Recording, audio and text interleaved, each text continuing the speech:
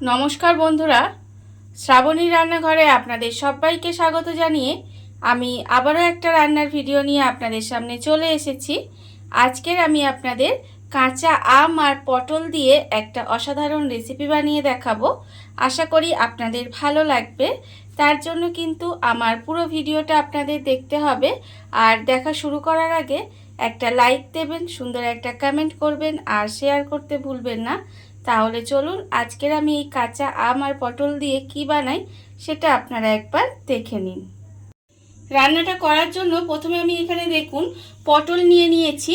আর পটলগুলো কিন্তু একটু বড় বড় সাইজের নিতে হবে। দেখুন আমি কিন্তু এখানে একটু বড় সাইজের পটল নিয়ে নিয়েছি, আপনারা দেখতেই পাচ্ছেন। আর পটলগুলো কিন্তু গাগুলো খুব ভালোভাবে চেঁচে নিয়েছি, চেঁচে পরিষ্কার করে ধুয়ে রেখে দিয়েছি। এইবারে পটলটা আমি কিভাবে কাটবো সেটা আপনাদের দেখানোর জন্যই আমি পটলটা দেখুন কিভাবে কেটে নিচ্ছি, আপনারা একবার দেখে নিন। এটা এইভাবে কাটলে কি হবে, পটলটা দেখতে সুন্দর লাগবে, আর কিছুই নয়। আমি আমার মতো করে কাটছি, আপনারা আপনাদের মতো করে কিন্তু কেটে নিতে পারেন। দেখুন প্রথমে দুদিকের মুখটা আমি কেটে নিলাম, দুদিকের মুখটা কেটে ফেলে দিলাম। এবারে পটলটাকে এইভাবে নেব, নিয়ে আমি এইভাবে দুপাশ দিয়ে ছুরি দিয়ে এইভাবে কেটে নিচ্ছি। দেখুন একবার দেখলেই বুঝতে পারবেন। এতে কি হবে, পটলটা কিন্তু দেখতে বেশ সুন্দর লাগে। দেখতে পাচ্ছেন আপনারা, দেখুন এইভাবে কিন্তু দুই পাশটা কেটে নেব আমি। এইভাবে ছুরি দিয়ে এইভাবে কেটে নিলে পটলটা কি হয়, দেখতে খুব সুন্দর লাগে।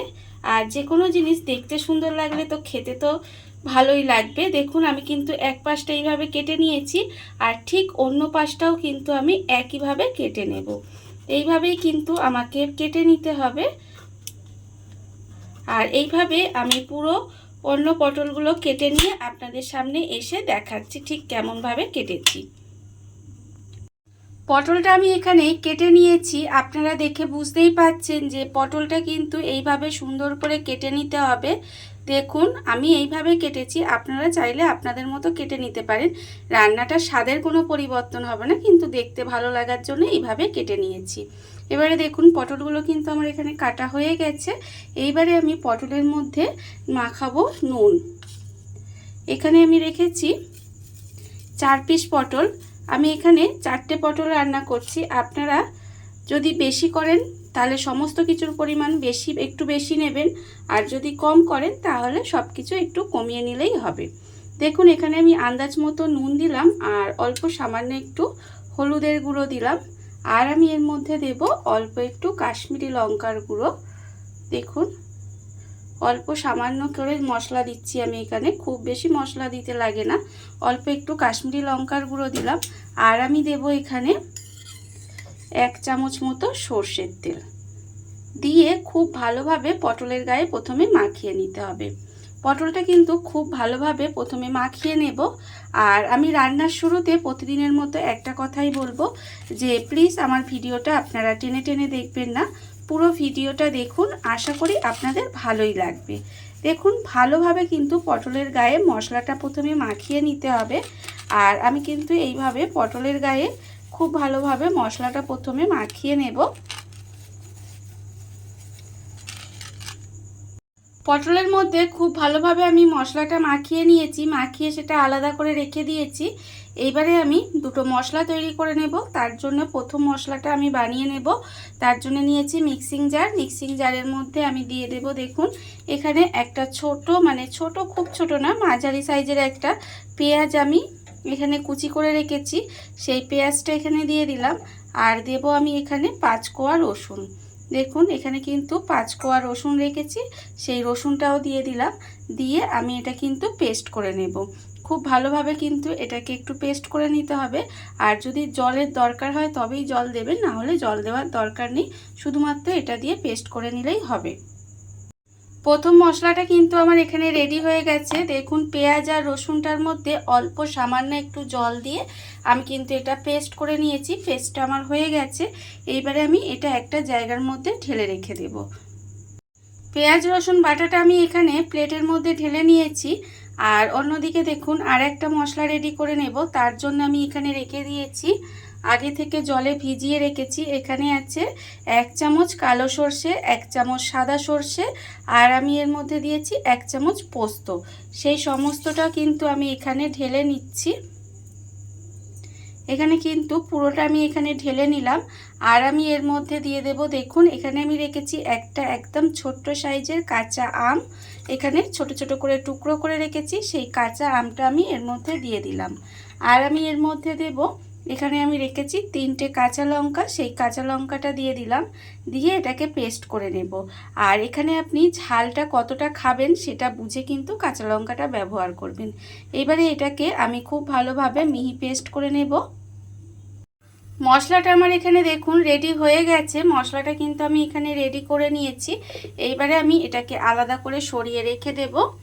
আর অন্যদিকে দেখুন গ্যাসটা অন করে একটা কড়া বসিয়ে দিয়েছি। এইবারে আমি কড়ার মধ্যে দিয়ে দেব সর্ষের তেল। এখানে কিন্তু আমি রান্নাটা সর্ষের তেলেই করব। আর আপনারাও চেষ্টা করবেন সর্ষের তেলে করার, এতে কি হবে খেতে বেশি ভালো লাগে। দেখুন আমি কিন্তু এখানে প্রায় 4 চামচের মতো সর্ষের তেল দিয়ে দিলাম। এবারে তেলটাকে খুব ভালোভাবে গরম হতে দিতে হবে। দেখুন তেলটাকে কিন্তু প্রথমে খুব ভালোভাবে একটু গরম করে নেব। তেলটা আমার এখানে খুব ভালোভাবে গরম হয়ে গেছে।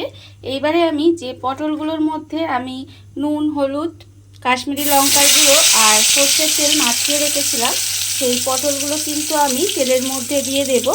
দিয়ে পটলগুলো ভেজে নিতে হবে। পটলগুলো তেলের মধ্যে দিয়ে একটু উল্টে পাল্টে লাল লাল করে প্রথমে ভেজে নিতে হবে। পটলগুলো আমার এখানে দেখুন লাল লাল করে ভাজা হয়ে গেছে। পটলগুলো কিন্তু আমি সুন্দর করে লাল করে ভেজে নিয়েছি। এইবারে পটলগুলোকে তুলে আলাদা করে রেখে দেব। পটলগুলো কিন্তু আমি এখানে তুলে আলাদা করে রেখে দিলাম। আর আরও যে অন্য দুটো পটল আছে সেই পটলগুলোও কিন্তু তেলের মধ্যে দিয়ে একইভাবে পটলগুলোকে লাল করে ভেজে নেব। প্রথমে সমস্ত পটলগুলো এইভাবে লাল করে ভেজে নিতে হবে। সমস্ত পটলগুলো ভেজে আমি এখানে দেখুন আলাদা করে তুলে রেখে দিয়েছি। আর কড়ার মধ্যে যে পটল ভাজার তেলটা ছিল সেটা কিন্তু আমি পাল্টে আবার নতুন করে 2 চামচ মতো তেল দিয়েছি। তেলটা আমার এখানে গরম হয়ে গেছে। পটল ভাজার তেলটা কিন্তু আমি রান্নায় ব্যবহার করিনি। তার কারণ হচ্ছে পটলটা ভাজার পরে দেখবেন তেলটা কালো হয়ে যায়। আর সেই তেলে যদি রান্নাটা করা হয় তাহলে কিন্তু তার কালারটা সুন্দর আসে না। সেই জন্য তেলটা আমি এখানে পাল্টে নিয়েছি। আপনারাও চেষ্টা করবেন তেলটা পাল্টে নিতে। দেখুন আমার কিন্তু তেল এখানে গরম হয়ে গেছে। এইবারে আমি তেলের মধ্যে দিয়ে দেব, এখানে আমি আগে থেকে যে পেঁয়াজ আর রসুনটা বেটে রেখেছিলাম সেই পেঁয়াজ আর রসুন বাটাটা আমি তেলের মধ্যে দিয়ে দিলাম। পেঁয়াজ আর রসুন বাটাটা দিয়ে খুব ভালোভাবে একটু তেলের মধ্যে ভাজা ভাজা করে নেব, যাতে পেঁয়াজ রসুনের যে একটা কাঁচা গন্ধ থাকে সেটা চলে যায়। দেখুন আমি এইভাবে তেলের মধ্যে একটু নেড়ে চেড়ে ভেজে নেব। পেঁয়াজ আর রসুনটা দেখুন তেলের মধ্যে এইভাবে একটু 1 মিনিট মতো নেড়ে চেড়ে ভেজে নিয়েছি। এর ফলে পেঁয়াজ রসুনের যে কাঁচা গন্ধটা থাকে সেটা চলে গেছে। এইবারে আমি এর মধ্যে দিয়ে দেব, দেখুন এখানে আমি রেখেছি আন্দাজ মতো নুন, 1/2 চামচ হলুদের গুঁড়ো, 1/2 চামচ কাশ্মীরি লঙ্কার গুঁড়ো, আর এখানে আছে 1 চামচ চিনি। এই গুঁড়ো মশলাগুলোও আমি এখানে দিয়ে দিলাম। এবারে আমি এর মধ্যে দিয়ে দেব অল্প সামান্য একটু মিক্সি ধোয়া জল। যে মশলাটা আমি মিক্সিতে রেখেছিলাম সেই মিক্সির মশলাটা আলাদা করে একটা জায়গায় তুলে রেখেছি। দিয়ে সেই মিক্সির ধোয়া জলটা আমি এর মধ্যে একটু দিয়ে দিলাম। এই রান্নাটা করতে কিন্তু খুব বেশি সময় লাগে না, খেতে কিন্তু অসম্ভব সুন্দর লাগে। আর বিশেষ করে এই গরমের সময় কাঁচা আম দিয়ে যে কোনো রান্নাই খেতে ভালো লাগে। আপনারা এইভাবে পটল দিয়ে একদিন বানিয়ে দেখবেন, খেতে কিন্তু অসম্ভব সুন্দর হয়। এবারে দেখুন মশলাটা কিন্তু আমি খুব ভালোভাবে একটু কষিয়ে নেব। জল দিয়ে কিন্তু মশলাটা একটু কষিয়ে নিতে হবে। যতক্ষণ না পর্যন্ত মশলা থেকে তেলটা ছেড়ে দেয় ততক্ষণ পর্যন্ত কিন্তু আমি এইভাবে একটু কষিয়ে নেব। মশলাটা এখানে দেখুন খুব ভালোভাবে কষানো হয়ে গেছে। মশলা থেকে কিন্তু তেলটাও ছেড়ে দিয়েছে। এইবারে আমি এর মধ্যে যে মিক্সিটা ধুয়ে এখানে জল দিয়ে দিলাম। খুব বেশি জল দেওয়ার দরকার নেই, কারণ এটা একটু খুব বেশি গ্রেভি হয় না, একদম মাখা মাখা হবে। সেই জন্য আমি কিন্তু এখানে খুব বেশি জলও ব্যবহার করলাম না, শুধুমাত্র মিক্সিটা ধুয়ে এখানে একটু জল দিয়ে দিলাম। দেখুন এবারে আমি এই গ্রেভিটা একটু ফুটতে দেব। আর আপনারা তো পটলের অনেক রকম রেসিপি খেয়েছেন, একবার এইভাবে এই রেসিপিটা বানিয়ে দেখবেন, খেতে কিন্তু আশা করি আপনাদের ভালোই লাগবে। দেখুন আমি এবার এই গ্রেভিটা একটু ফুটতে দেব।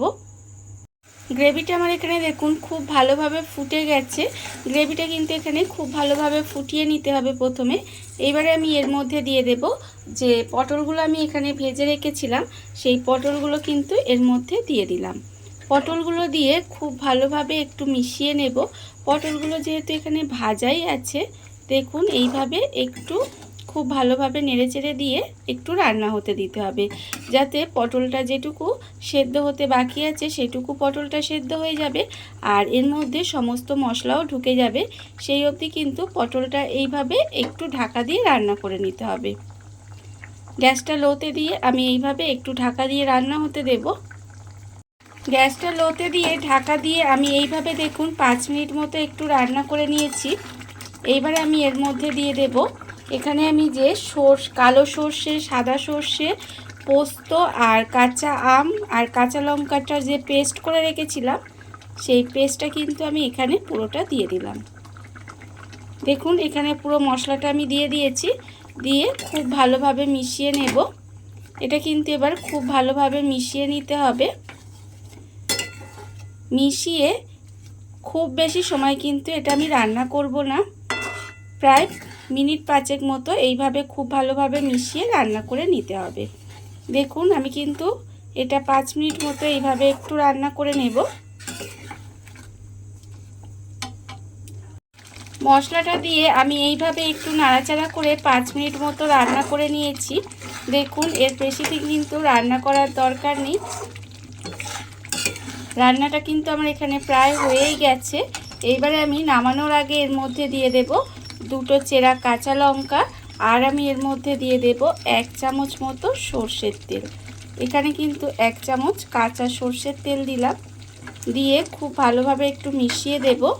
মিশিয়ে গ্যাসটা অফ করে ঢাকা দিয়ে এইভাবে কিছুক্ষণ রেখে দিলেই কিন্তু রান্না আমার একেবারে রেডি হয়ে যাবে। গরম ভাতের সঙ্গে এটা থাকলে আর কিছুই লাগবে না। দেখুন রান্না আমার একেবারে রেডি হয়ে গেছে। এবারে আমি আপনাদের পরিবেশন করে দেখাচ্ছি ঠিক কেমন হলো। দেখুন বন্ধুরা, বাড়িতে থাকা কত অল্প উপকরণে কত অল্প সময় কত সুন্দর একটা কাঁচা আম ও পটলের রেসিপি তৈরি হয়ে গেছে, আপনারা দেখতেই পেলেন। আর এটা কিন্তু খেতে অসম্ভব সুন্দর হয়। এইভাবে আপনারাও একদিন হলেও বাড়িতে বানিয়ে দেখতে পারেন। আর এই ভিডিওটা যদি আপনাদের ভালো লেগে থাকে, আপনারা যদি ফেসবুক থেকে দেখে থাকেন পেজটি ফলো করে দেওয়ার অনুরোধ রইল। আর যদি ইউটিউব থেকে দেখে থাকেন চ্যানেলটি সাবস্ক্রাইব করে নেওয়ার অনুরোধ রইল। তাহলে চলুন ভিডিওটা আমি এখানেই শেষ করছি। আপনারা সবাই ভালো থাকবেন, সুস্থ থাকবেন। আবারও হাজির হব নতুন কোনো রান্না নিয়ে।